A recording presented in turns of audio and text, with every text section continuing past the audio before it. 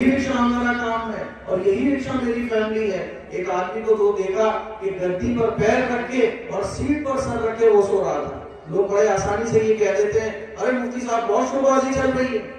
मैंने उससे बोला, भाई कैमरे में रिकॉर्ड कर लें? बोला, भाई साहब रिकॉर्ड तो करो, आप मेरा साथी किसे बनाओगे? मेरी तकलीफ को समझने वाला कौन होगा? मुझसे तो आज तक किसी ने आगे नहीं पूछा कि तुम ऐसे खुले में सोते हो। मैंने कहा नहीं, हम आए हैं, हमने उसको कंबल दिया, उसकी आंखों में आंसू आ गए, कहने लगा कि मैं सालों से ऐसे ही सो रहा हूं, आज तक कोई पूछने नहीं आया।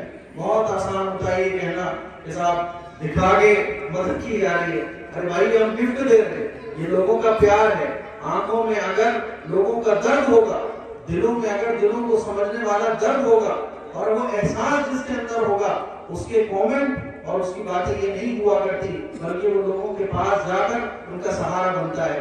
आप लोग दुआएं दें उन 30 लाख सब्सक्राइबर्स को जिन्होंने ये कंबल की शक्ल में आप लोगों को गिफ्ट पहुंचाया है।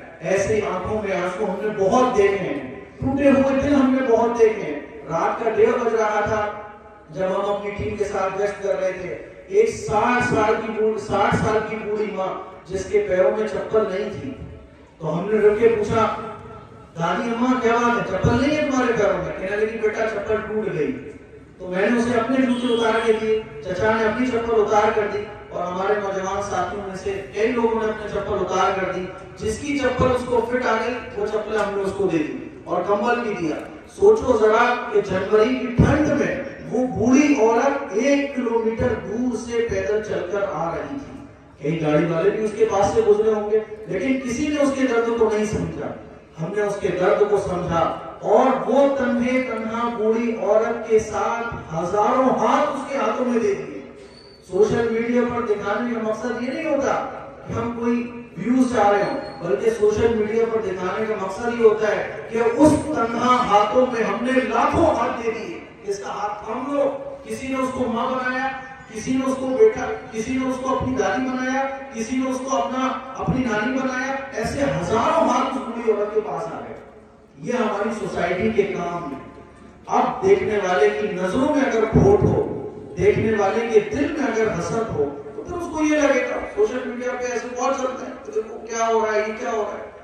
तुम समझो तो दर्द है और तुम ना समझो तो जो चाहो वो लगेगा तुम्हें।